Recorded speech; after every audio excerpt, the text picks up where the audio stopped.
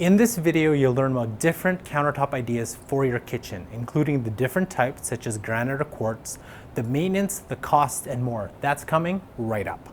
Welcome to Home Buyers School, brought to you by Brookfield Residential. Hi everyone, I'm Carl. Welcome to another Home Buyers School video, a channel where you get the latest strategies, tactics, and tips from experts to help you with your home buying journey. Now remember, if this is your first time on this channel and you want to get the latest strategies from the experts, hit the subscription button below, hit the little notification bell so you don't miss anything.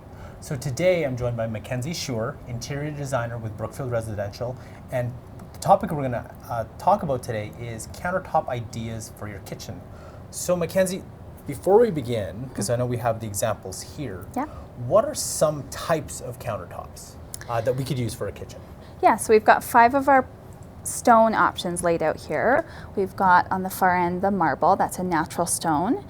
Quartz, which is a man-made product.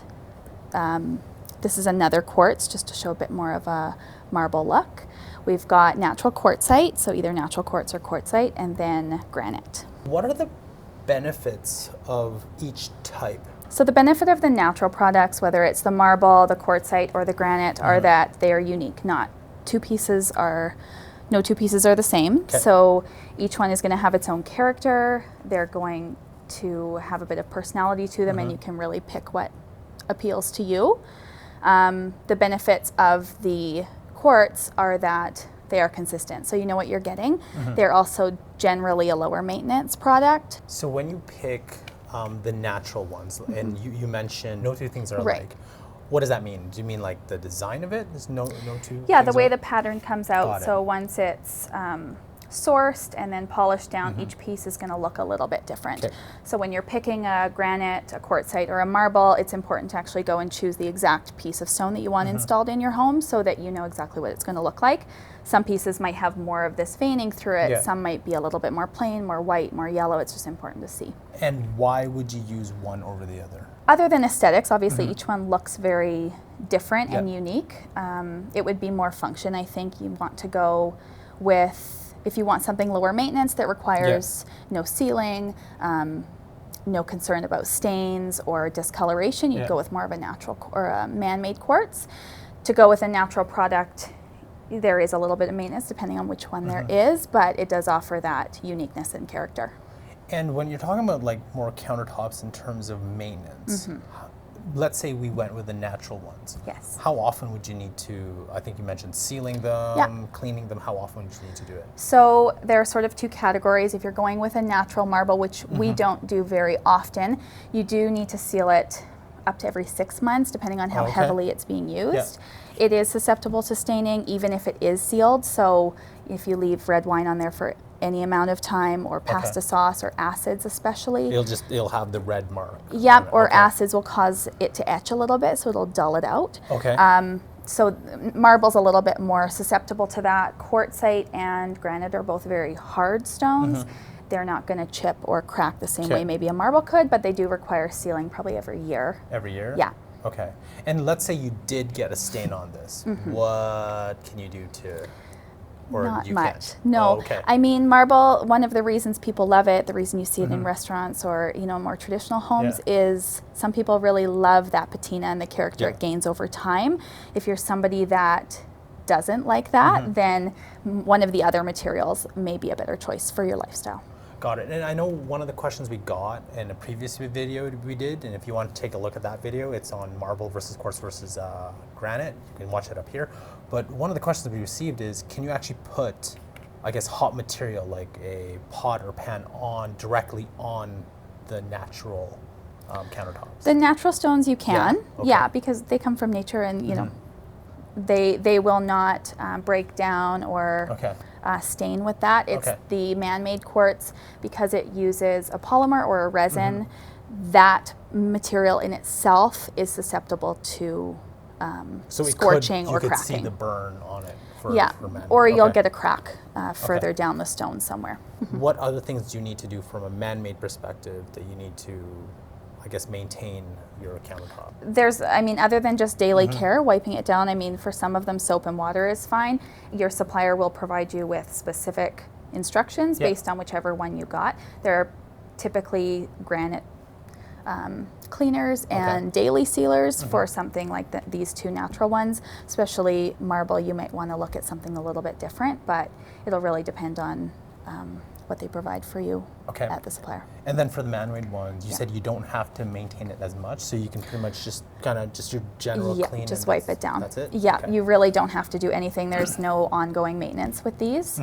The only thing that you will want to avoid with maybe some of the bright whites is direct UV light. Some of the really pure whites can sort of yellow over time depending on the brand and the formula, but I wouldn't use this in an outdoor kitchen as a white, but in general there's no maintenance long term. Got it.